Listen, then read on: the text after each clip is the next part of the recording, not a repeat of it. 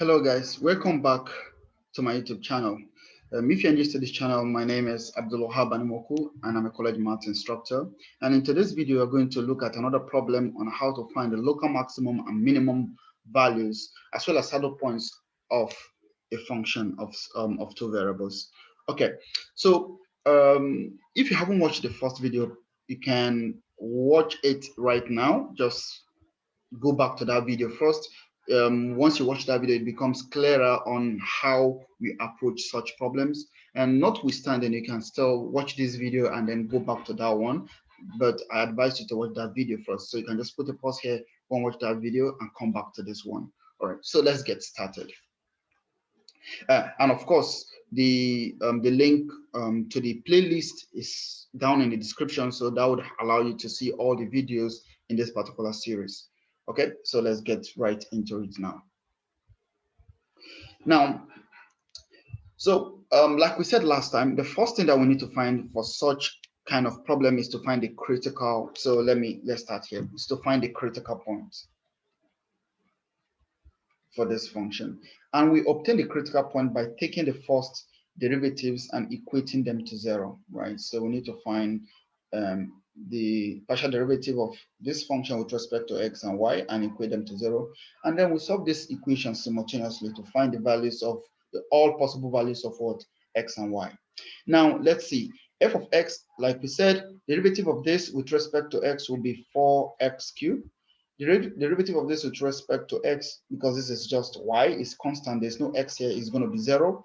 Then next one, derivative of this with respect to x will be minus 4y. Remember, y is acting like a constant anytime you're taking the partial derivatives with respect to x, and vice versa. Then derivative of constant is 0. So this is all you have, and we have to equate this to 0. Now for partial derivatives with respect to y, we have something similar. We're going to have 4y cubed minus 4x and then equal to 0. So which means that what we have here is 4x cubed is equal to 4y, which means we divide by 4, we have x cubed must be equal to y. And on the other side, we have 4y cubed minus 4 equal to 4x. When we take 4x to the other side, then when we divide by 4, we have y cubed must be equal to x. Now we have to solve these two simultaneously. So what you can do is substitute y into this particular equation. So what would that give you? So if I substitute y here, and y is x cubed, so that will give me x cubed, that is y raised to power 3 equal to x. Now this will give us x raised to power 9 must be equal to x. Now, how do we solve this? A couple of ways to look at this problem. The first thing is what? Put all of them on one side, right? This means x raised to 0.9 minus x must be equal to 0. And then you factorize. You can see x is common to both. So you factorize, you have x raised to power 8 minus 1 equal to 0. Now, which gives us two solutions. The first part is what? X must be equal to 0. Or the second part, which means x raised to power 8 minus 1 must be equal to 0. Now, now we are looking for the real solutions of this particular problem.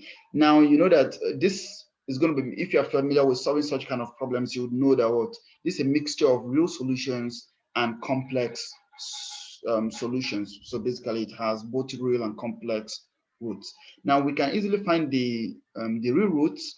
The best way to work with this is to factorize this, right?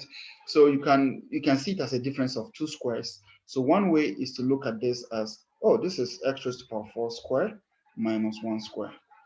And this using difference of two squares, you have this.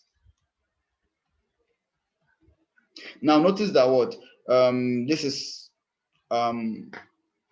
notice that this would have complex roots, not real. So we can further down the line, we can factorize this again, another difference of two squares. Look at it as you have this minus 1 square. Then don't forget the other part. So this now gives us x squared minus 1, x squared plus 1. Don't forget your difference of two squares. And one more time, we can use difference of two squares for this last time again. This has complex root. Here, the last part would give us, using difference of two squares one more time, you have x minus 1, x plus 1, and then you have the other terms that have complex roots. So now you can see that what the only root solution is when x minus 1 equal to 0 or x plus 1 equal to 0. So you have x equal to 1 or x equal to minus 1. So let's back up a little bit. So the solutions, the root solutions that you have is x equal to 0, 1, and what? Minus 1. Now, another way you could have solved this problem, is to look at this minus 1 equal to 0, take 1 to the other side, and take the 8th root of both sides. And this is just going to give you either 1 or minus 1. Okay. So that's another way to solve this problem. Okay. Now that we have this, we have the possible values of x. So let's move to this side. We have the roots. So critical points. We are still on finding critical points. We already have x is 0, minus 1, 0, or 1. Now let's check. When x is minus 1, we have not gotten the values for y. So let's just quickly do that. Remember that what? From here, you have x cubed must be equal to y. So what does that mean? When x is minus 1, y will be what? Minus 1 cubed, which gives us minus 1. When x is 0, that means y is equal to 0 cubed, which gives us 0. And when x is 1, that means we have y equal to 1 cubed, which gives us 1. So the critical points would be minus 1, 0, 0, and then 1, 1. So these are the critical points. And we need these points in order to be able to, now we need to classify these points basically. So we need to look at the other steps and determine whether these points are minimum, maximum, or saddle points. So let's get right ahead and do that. Okay, so what's the next step? So the second step is we need to find the second partial derivatives, right? So we got the first partial derivatives here.